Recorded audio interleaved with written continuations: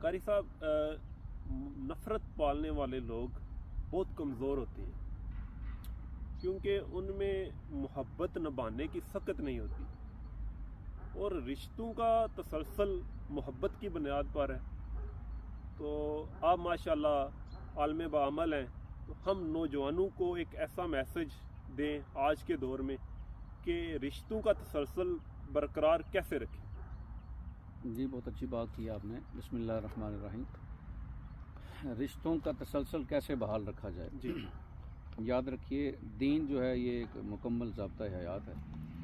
حضور جان عالم صلی اللہ علیہ وسلم کی زندگی مطہرہ جو ہے ہمارے لیے ایک مشعل راہ ہے, بے شک. اور نبی پاک علیہ الصلوۃ والسلام کا اسوہ جو ہے اس پر عمل کر کے ہم ایک بہترین معاشرہ تشکیل دے سکتے ہیں. اور یاد رکھیے دور حاضر میں جتنے بھی مسائل درپیش ہیں اور جتنے بھی مسائل پائے جاتے ہیں اس کو آپ بغور اگر اس کا جائزہ لیں تو آپ کو یہ نتیجہ ملے گا کہ ہم نے نبی پاک علیہ الصلوۃ والسلام سے جو ہمارا رشتہ تھا, آپ کے اسوہ پر عمل کرنے کا جو ہمیں حکم تھا, اس سے ہم نے دوری اختیار کر لی ہے. اس وجہ سے یہ معاشرے کے اندر بھی مسائل ہیں اور ہماری فیملیوں کے اندر بھی مسائل ہیں. رشتوں کو اس کا تسلسل برقرار رکھنے کے لیے سب سے بہترین جو چیز ہے وہ تو اسوہ حسنہ ہے.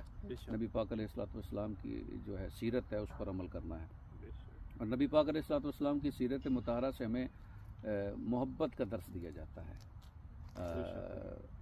برداشت کا سبق دیا جاتا ہے, جو کہ ہمارے اندر اس کی بہت کمی آ چکی ہے. صلہ رحمی کا صلہ رحمی کا نبی پاک علیہ الصلوۃ والسلام کے حوالے سے نبی پاک علیہ الصلوۃ والسلام نے ارشاد فرمایا کہ وہ ہم میں سے نہیں ہے جو صلہ رحمی نہیں کرتا اور قطع رحمی کرتا ہے.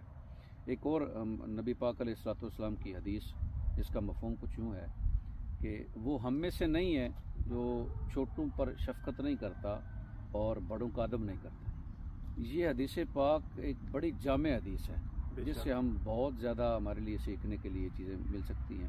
ہم اس سے بہت کچھ سیکھ سکتے ہیں, اور اگر سیکھ کر اس پر عمل کر لیں تو یہ ساری کی ساری پریشانیاں اور یہ مسائل جو ہے ہمارے معاشرے کے اندر یہ اس کا حل کا احساس ہونا شروع ہو جاتا ہے کہ چھوٹوں پر شفقت کرنے کے حوالے سے جو نبی پاک علیہ الصلوۃ والسلام نے ارشاد فرمایا.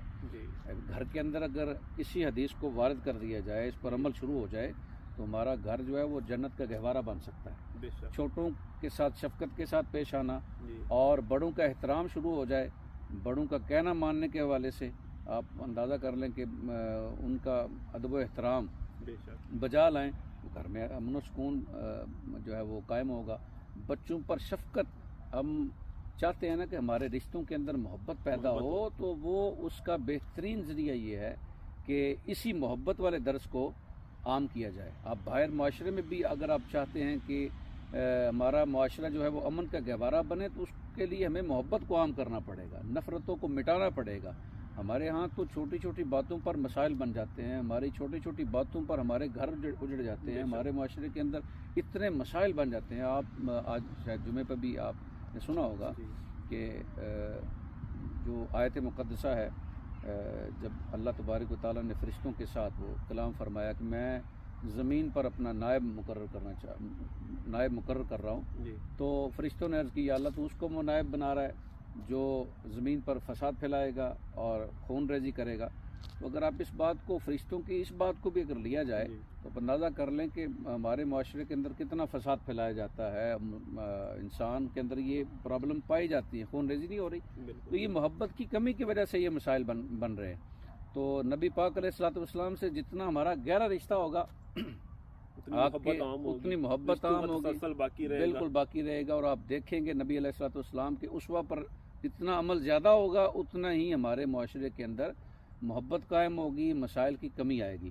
تو ہمارے نوجوانوں کو, بھائیوں کو, دوستوں کو, احباب کو, بہن بھائیوں کو یہی درس ہے کہ نبی پاک علیہ الصلوۃ والسلام سے اپنے رشتے کو مضبوط کریں اور محبت کو عام کریں, تو انشاءاللہ عز و جل ہمارے معاشرے کے اندر جتنی بھی برائیاں ہیں, پریشانیاں ہیں, انشاءاللہ وہ دور ہوتی